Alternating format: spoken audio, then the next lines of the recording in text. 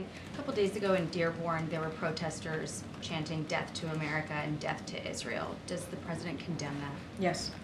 Is the president at all concerned that Dearborn is facing a risk of becoming a hotbed of any sort of homegrown threats?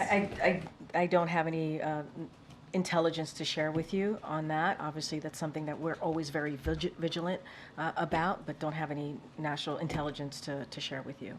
And then, But obviously, we will condemn any violent rhetoric, which we statement? have been very. I mean, you're hearing from me, right? You're asking me a question, I'm answering it, and we've been very vigilant about, or very consistent about denouncing that type of rhetoric. Should we expect a statement from the president on that, though? I mean, it was a pretty significant display. I mean, you're hearing from me. I think that's important. The other part, too, that I do want to be very clear about, peaceful protest is something that the president has also been very clear that is important to give folks space to peacefully protest. But any type of violent rhetoric, we are going to denounce. And then on some of the comments he made today, did the president mean to essentially accuse Republicans of murder? I mean, the language that he was using to describe opposition to the Affordable Care Act, the quote was, they want to terminate the Affordable Care Act. Terminate, well, guess what? Killing millions of Americans. Does he think that Republicans are trying to kill Americans? I think you're taking the most extreme definition or extreme evaluation of what the president said. Here's the reality.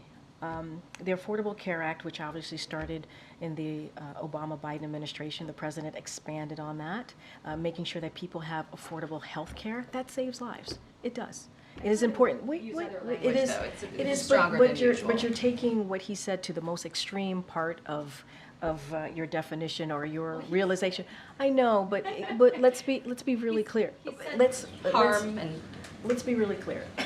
People having health care is important. It saves lives. It is important to have that. The fact that this president was able to expand that is important, right? We're talking about people who didn't have access to health care that could, whether they're dealing with diabetes or cancer or something that is affecting their everyday life, right? And I think, when you have a party that's trying to get rid of Social Security, Medicare, Medicaid, and says it bluntly and wants to repeal, they tried to repeal Affordable Health Care or Affordable Care Act, to be more specific, more than 60 times. They literally voted on it when it is saving people's lives. Why? Why do they do that? Why? Do they not want Americans to have health care, affordable health care, to protect themselves, to save their lives? I mean, that's the question to be asked. The president's trying to do the right thing. He's trying to be where majority of Americans are and protect their health care, protect their Medicare, protect their Medicaid. And you don't see that from the other side. You just don't. He literally had a back and forth with them during the State of the Union about that. So